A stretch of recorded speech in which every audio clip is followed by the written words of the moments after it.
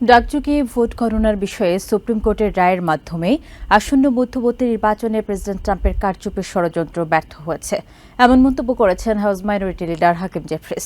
সোমবার এক সংবাদ সম্মেলনে তিনি বলেন, ডাকযোগে ভোটদান কখনোই দলীয় বিষয় ছিল না। প্রেসিডেন্ট ট্রাম্প 2020 সালের নির্বাচনে ব্যর্থতার পর এটিকে রাজনৈতিক রূপ দিয়েছেন। বিশ্লেষকরা বলছেন, সুপ্রিম কোর্টের ওই রায়ের মাধ্যমে নির্বাচন ব্যবস্থার উপর প্রেসিডেন্ট ট্রাম্পের নিয়ন্ত্রণ প্রতিষ্ঠার অসাংবিধানিক প্রচেষ্টা নস্যাৎ হয়ে গেছে। নির্বাচনের দিন পার হয়ে গেলেও দেরিতে পৌঁছানো ডাকযোগের ভোট গণনাকে বৈধ ঘোষণা করে সুপ্রিম কোর্টের দেয়া রায়কে স্বাগত জানিয়েছেন হাউস মাইনরিটি লিডার হাকিম জেফ্রিস। তিনি দাবি করেন, ডাকযোগে ভোটদান কখনোই কোনো দলীয় বিষয় ছিল না।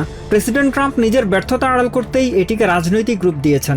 জেফ্রিস অভিযোগ করেন, জীবনযাত্রার ব্যয় বৃদ্ধি এবং ইরান যুদ্ধ সহ প্রেসিডেন্ট ট্রাম্পের বিভিন্ন নীতি নিয়ে জনমনে অসন্তোষ তৈরি হয়েছে। তাই মধ্যবর্তী নির্বাচনে রিপাবলিকানদের জয়ের জন্য কারচুপির ষড়যন্ত্র করছিলেন ট্রাম্প। বর্তমানে 30টি স্টেট নির্বাচনের দিনের পরে আসা ডাকযোগের ভোটগুলো গ্রহণ করে। সুপ্রিম কোর্টের এই সিদ্ধান্তকে এসব স্টেট এবং তাদের ভোটারদের জন্য বড় জয় হিসেবে অভিহিত করেছেন বিশ্লেষকরা।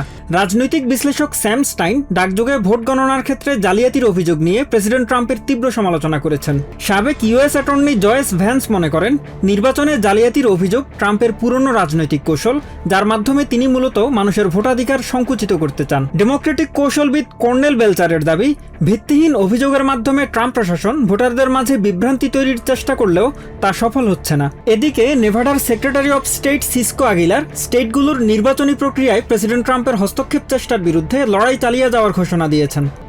Mahmudul Hasan, TVN 24 news desk.